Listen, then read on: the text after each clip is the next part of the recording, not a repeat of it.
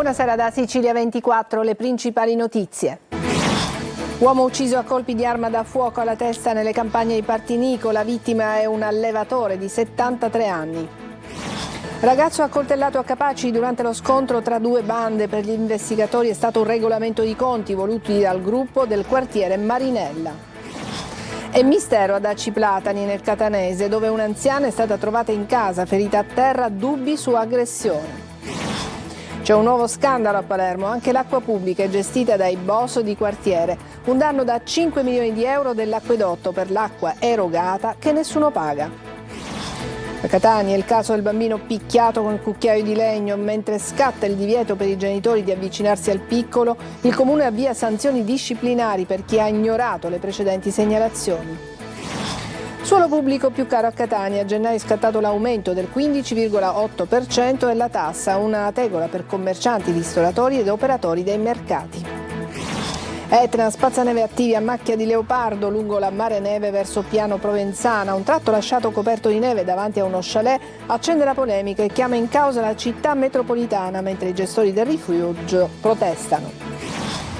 Calcio, altra brutta tegola per il Catania. L'infortunio a Matteo Di Gennaro si è rivelato più grave del previsto e il club è costretto a cercare sul mercato un altro difensore.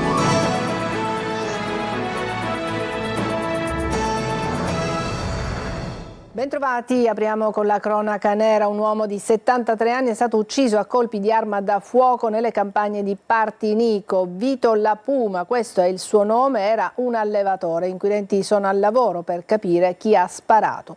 Marco Gullà. Ucciso nelle campagne di Partinico, un uomo di 73 anni, Vito La Puma, di Borgetto, è stato assassinato tra Partinico e Borgo Parrini con colpi di arma da fuoco. La Puma, che faceva l'allevatore di bestiame, è stato freddato nella tarda mattinata di oggi, ucciso da 2 colpi, uno alla testa e uno alla mandibola.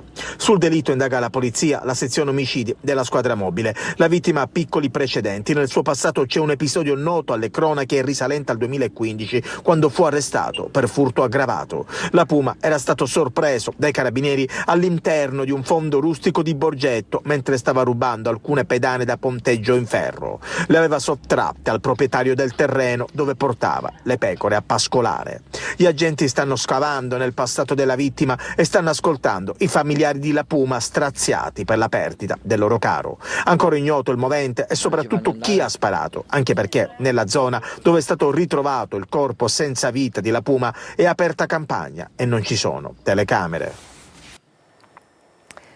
La polizia ha arrestato 3 persone per una tentata rapina a un ufficio postale a Gravina di Catania. 2 di loro sono stati bloccati da agenti della squadra mobile della questura dopo che erano riusciti a rubare durante la fase di ricarica della cassaforte e il bancomat 150.000 euro. Uno di loro era in possesso di una pistola a salve.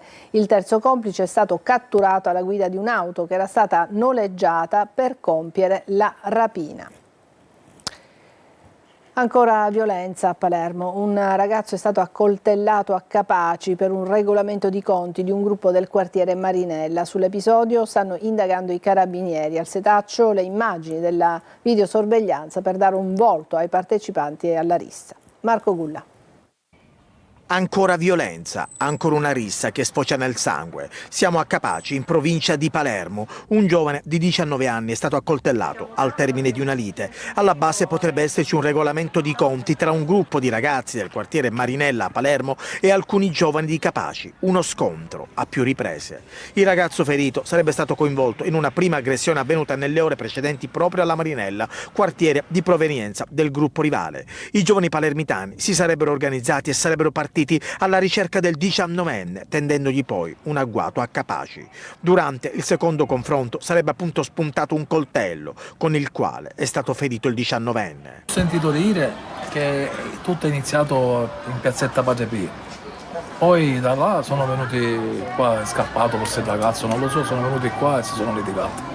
Però poi non ho sentito più niente. Sull'episodio indagano i carabinieri che stanno passando al setaccio le telecamere di videosorveglianza per ricostruire la dinamica e dare un volto ai partecipanti della rissa. Indagini in corso anche sul movente. Allarme ad Aci Platani nel Catanese, dove una donna è stata trovata ferita a terra nella sua casa. Potrebbe trattarsi di un malore, lo dicono fonti investigativi dopo i riscontri nell'appartamento, ma il fatto aveva creato molto scalpore nella cittadina per la paura che si fosse trattato di una rapina violenta. Orazio Longo. Non sono stati riscontrati segni di effrazione e di presenza di persone in casa e non mancherebbe nulla dall'abitazione. Questi sono i rilievi che le forze dell'ordine hanno potuto appurare nel caso dell'anziana trovata a terra in questo appartamento ad Aci Platani nella Cese. Fatto che aveva allarmato l'intera comunità. Nulla è ancora escluso, le indagini sono ancora in corso, ma potrebbe non trattarsi di un'aggressione criminale e di un conseguente tentativo di rapina violenta, come paventato all'inizio, bensì di un incidente domestico. La donna, 87enne, è stata ritrovata a terra dolorante e ferita dalla sorella. Aveva la chiave di mosoro, perché c'è tutto si sconda la chiave già. Se siamo noi, siamo solo, come oggi mi figlio Marilena si va a pigliare la chiave, c'è noi. Se non era ancora, quello ancora erano di 9. Noi la troviamo ancora perché sempre siamo in contatto. Se uno c'è tutto non telefonava, ma uno doveva sapere che era andrà. Ma è stata, ne parlava molto, aspetta. Quindi la signora sembrava morta? Sì, perché c'era tutto un muso. Io, certo, quando avevo magari del freddo non lo so che cos'è. E poi tutte. Maria Finocchiaro è stata trasportata all'ospedale Santa Marta e Santa Venera, dove è stata ricoverata. Non ha potuto spiegare quello che le è successo. Sul posto sono intervenuti gli agenti del commissariato di Acireale, i carabinieri e la polizia scientifica, che si sono avvalsi anche delle registrazioni delle telecamere di sorveglianza presenti nella zona per cercare di ricostruire gli eventi. Adesso a Palermo, dove c'è un nuovo scandalo. Anche l'acqua pubblica è gestita da piccoli boss di quartiere, un danno da 5 milioni di euro per l'acquedotto, per l'acqua erogata che nessuno paga. Maglio Viola. Lo hanno già chiamato rubinetto selvaggio, il nuovo scandalo che si scopre allo Zen di Palermo dopo una serie di verifiche sulla situazione del quartiere più difficile della città. C'è una mafia dell'acqua, così come una mafia delle occupazioni abusive. Da anni ormai i condomini di molte palazzine dei Casermoni dello Zen 2 non pagano le forniture idriche. Per l'acquedotto di Palermo un danno da 5 milioni di euro di mancati incassi, ma nonostante le forniture siano state interrotte in molti di quei Casermoni, in rete l'AMAP continua a immettere 1,5 milioni di metri cubi l'anno che vengono consumati, ma nessuno li paga. Sigilli forzati, contatori resi inaccessibili da armadi blindati o da sentinelle, e in tanti l'acqua sono costretti a pagarla, sì, ma agli emissari del piccolo boss dell'isola che gestisce quei contatori illegittimamente. Una situazione che fa il paio con il collocamento immobiliare di Cosa Nostra. Ogni immobile che resta vuoto per decesso dell'assegnatario o anche dell'occupante abusivo o in taluni casi per assenza provvisoria viene forzato e riassegnato a qualcun altro, non secondo una graduatoria legittima, ma in base alle indicazioni di Cosa Nostra.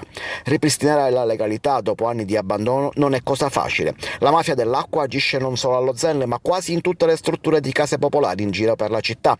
A Bonagia, a Ballarò, al Borgo Vecchio il comune è già intervenuto. Interi stabili sono stati disconnessi dalla rete e poi sono state attivate nuove forniture ad personam. Ora si guarda allo Zen, ma per cacciare gli abusivi e ripristinare le forniture legittime si rischia di dover intervenire con le forze dell'ordine in una situazione complessa. Lo Stato c'è, lo ha detto al nostro TG il prefetto di Siracusa al termine del Comitato per l'Ordine e la Sicurezza. All'allarme in provincia si risponde con l'intensificazione dei controlli e l'invito ai cittadini a segnalare ogni movimento sospetto. Intanto il bottino degli ultimi 2 furti ai bancomat è di oltre 160.000 euro. Francesco Aloi. Lo Stato c'è, ma lo Stato siamo tutti noi, sono anche i cittadini. Noi faremo la nostra parte. La criminalità prova ad alzare la testa, ma lo Stato c'è e risponde presente. Gli ultimi 2 colpi ai bancomat di Palazzolo Acreide e Buccheri nel Siracusano non sono passati inosservati. Controlli rafforzati anche durante la notte. È la decisione emersa dal Comitato per l'Ordine e la Sicurezza Pubblica. Lo Stato c'è, noi abbiamo confermato questa presenza, ci saranno dei servizi strategici di controllo del territorio. Il dato appunto indicazione al questore, ho dato delle direttive. Nel bancomat di Palazzolo c'erano 90.000 euro, 74.000 in quello di Buccheri, tutto portato via in pochi minuti. E proprio qui la banca potrebbe non riattivare lo sportello, l'unico nel borgo. Mi vorrei accertare che questo non avvenga e quantomeno si ripristini un servizio che per noi è di fondamentale importanza. Comunque esclusa l'ipotesi delle ronde notturne dei residenti. Al di là della segnalazione che ovviamente dovrebbe essere fatta da chiunque vede delle anomalie nel territorio, ma non si parla assolutamente di ronde. Ci è stato suggerito, ed è quello che noi intendiamo fare, di sensibilizzare di più la comunità. Ma l'allarme sicurezza è anche a Siracusa città. Nelle ultime settimane diverse le intimidazioni ai commercianti. Stiamo avviando dei lavori anche con le associazioni anti-racket, anti-usura, e a breve faremo degli incontri. Tra l'altro la videosorveglianza c'è e ci sta dando una mano d'aiuto. Adesso a Catania torniamo a parlarvi del caso del bambino picchiato con il cucchiaio di legno. Mentre è scattato il divieto per i genitori di avvicinarsi al ragazzino, il Comune di Catania ha avviato sanzioni disciplinari per chi ha ignorato le precedenti segnalazioni. Emanuela Corsi. Se ci sono state delle lentezze da parte degli organi, verranno presi i provvedimenti disciplinari. Non ammette errori, l'assessore Serena Spoto, decisa ad andare avanti sul perché il caso del bambino di 11 anni picchiato con un cucchiaio di legno dal patrigno non è stato attenzionato dai servizi sociali, nonostante le segnalazioni della Procura per i minorenni. L'unica segnalazione è stata effettuata a giugno da parte della Procura, a giugno del 2025, con un sollecito di settembre 2025. Prima di quella data non vi era stata nessuna segnalazione da parte della Procura ai servizi sociali. Stamattina ho già attivato un tavolo tecnico proprio perché questi disservizi, non si possono assolutamente verificare. Già nei giorni scorsi, dopo lo scoppio del caso mediatico, l'assessore aveva annunciato l'istituzione di un tavolo tecnico. Fondamentalmente stiamo cercando di comprendere quali sono le criticità all'interno dei nostri uffici, in modo da poter essere sempre più celeri, cercando di ridurre al minimo la burocrazia e per poter essere sicuramente più efficienti. Intanto il quadro che emerge dalla Procura etnea è sempre più drammatico, una storia di ripetuti abusi e umiliazioni nei confronti del piccolo e delle sue sorelline di 8, 7 e 4 anni. Dalle testimonianze dei prossimi congiunti, ha spiegato in una nota il procuratore Curcio, è emerso un quadro indiziario di sistematica sottoposizione del minore a maltrattamenti da parte di entrambi i genitori, che hanno provocato sul corpo in più circostanze lividi e segni di violenza. Sempre dalle indagini è emerso che il patrigno, per banali monellerie come essere salito su un banco di scuola o avere fatto piangere una delle sorelline, avrebbe picchiato la piccola vittima e l'avrebbe rinchiusa a chiave in uno sgabuzzino. Intanto gli agenti della squadra mobile di Catania hanno eseguito il divieto di avvicinamento disposto dal GIP nei confronti dei genitori dell'undicenne, indagati per maltrattamenti aggravati in concorso. Restiamo a Catania. Il nuovo anno porta con sé ulteriori rincari. Dal 1 gennaio la Giunta Comunale delibera un aumento del 15,8% della tassa del suolo pubblico, una tegola per commercianti, ristoratori ed operatori dei mercati. Insorge l'opposizione. Tonino De Mana. Nuovo anno, nuovi rincari e a Catania arriva anche l'aumento della tassa sul suolo pubblico che di certo non fa fare salti di gioia a commercianti, ristoratori ed operatori dei mercati rionali. Dal 1 gennaio variazione percentuale del 15,8%, ovviamente a rialzo, e prime reazioni al mercato di Picanello dove l'umore non è dei migliori. I servizi sono sempre peggiori, aumentano le cose ma servizi non ne abbiamo assolutamente. Ha portato un aumento che apparentemente è di 33 euro, ma in realtà nel mio caso va moltiplicato per 4 posteggi settimanali. E ho 2 posti, perciò significa che aumentando 2 posti significa che è il doppio ancora. Questo aumento del suolo pubblico comporterà un aumento anche dei vostri prodotti? Sì, comporterà sì, però secondo me se alziamo i prezzi la gente non scende più. Insorge l'opposizione consiliare. E qui c'è da capire se questo adeguamento è regolare oppure no, perché al di là del fatto che io amministrazione mi sento obbligata, quando la legge dice che il lavadocumento è possibile, non obbligatorio, e qui c'è anche un altro errore in questa delibera, mi piacerebbe capire se l'amministrazione ha verificato ciò che dice la legge oppure ha sfruttato l'occasione per mettere un carico in più ai commercianti catanesi. Ogni modifica statutaria o di un eventuale importo deve passare dal Consiglio Comunale, non lo dico io, lo dice il TUEL, l'articolo 42, mi pare la lettera F, quindi l'amministrazione dovrà spiegarci perché ha fatto questa delibera di giunta senza proporlo prima nelle commissioni e poi votandolo e ratificandolo in Consiglio. Le nuove tariffe sono in vigore dal 1 gennaio 2026. Adesso una breve pausa e poi parleremo di incentivi, di finanziamenti per chi vuole investire in tecnologie, ma andremo anche sull'Etna. A tra poco.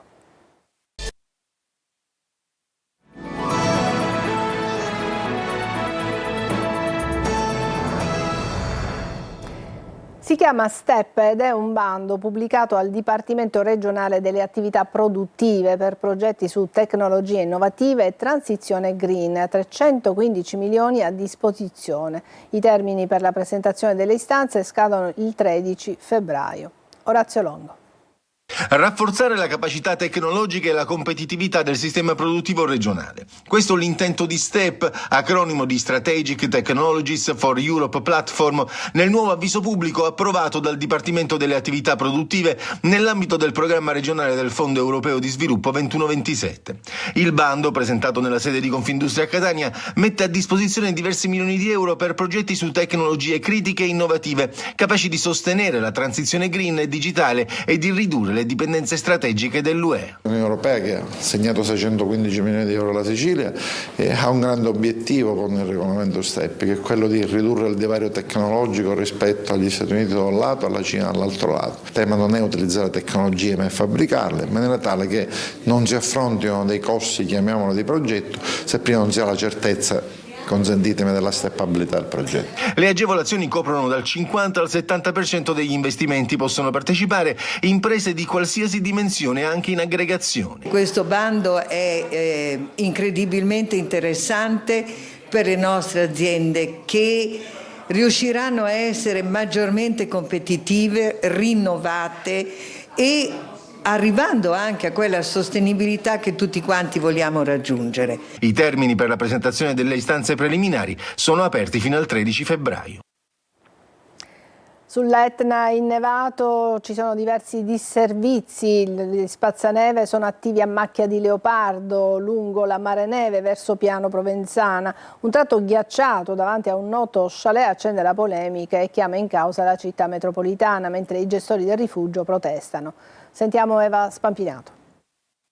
Passato il maltempo e le abbondanti nevicate che hanno trasformato il paesaggio sull'Etna, resta la neve e resta in mezzo alla strada, ma non in tutti i tratti. Il video registrato dall'auto che affronta i tornanti della Mareneve in direzione Piano Provenzana mostra chiaramente una viabilità a 2 velocità.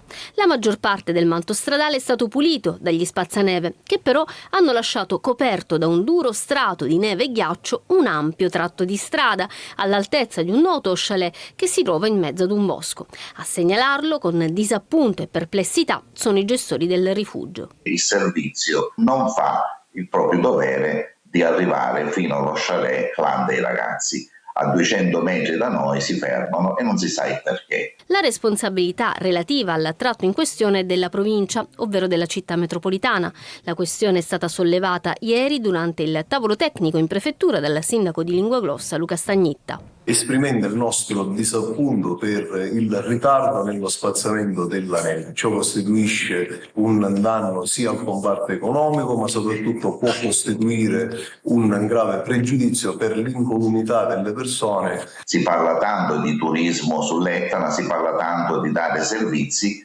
e la neve necessita che ci siano tutti i servizi. Qualora la città metropolitana non riesca entro tempi brevi, interverrà il comune con dei propri mezzi.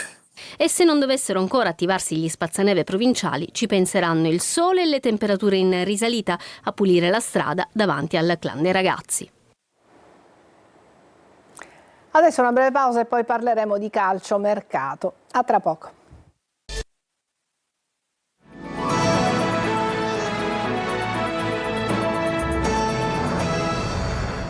Eccoci al calcio, brutta tegola per il Catania. L'infortunio a Matteo Di Gennaro si è rivelato più grave del previsto. Intanto Stoppa è un nuovo giocatore della San Benettese, va in prestito secco. Il servizio. Rottura del legamento crociato anteriore del ginocchio destro. L'esito degli esami diagnostici a cui è stato sottoposto Matteo Di Gennaro ha confermato l'ipotesi peggiore. Il difensore si è fermato per un problema a un ginocchio dopo lo scontro con Fella in apertura della sfida con la Cavese. Nei prossimi giorni sarà sottoposto ad un intervento chirurgico, ma per lui la stagione in corso è sostanzialmente conclusa. Una tegola ulteriore sul Catania, che deve fare i conti con l'emergenza difesa già da un po', tanto che è stato ingaggiato dal Monopoli Mirko Miceli, il 34enne difensore per il quale si attende solo l'ufficialità dopo i passaggi formali delle visite mediche e della firma sul contratto. Sicuramente, comunque, è da escludere un suo impiego contro la sua ex squadra, il Monopoli, domenica sera al Veneziani, un po' per opportunità, un po' perché è preferibile dargli qualche allenamento in più per integrarsi con i nuovi compagni. Il ritorno dalla squalifica di Celli rende questo possibile con un ipotetico trio insieme ad Allegretti e Pieraccini. Ma l'infortunio di Di Gennaro però costringerà il Catania a tornare sul mercato e trovare qualche altro difensore per puntellare il reparto arretrato, a meno di non bloccare Martic al momento in uscita. A proposito di uscite, è arrivata l'ufficialità invece della cessione di Matteo Stoppa alla San Benedettese. Il giocatore va nelle Marche in prestito secco. E il Palermo FC comunica di aver formalizzato la risoluzione anticipata il prestito di Gian Giacomo Magnani dalla Cireggiana. A Gian Giacomo il bentornato a Palermo da parte del City Football Group, del presidente Mirri e di tutta la famiglia rosanero. E noi con questa notizia ci fermiamo, grazie per averci seguito, a tutti una buona serata.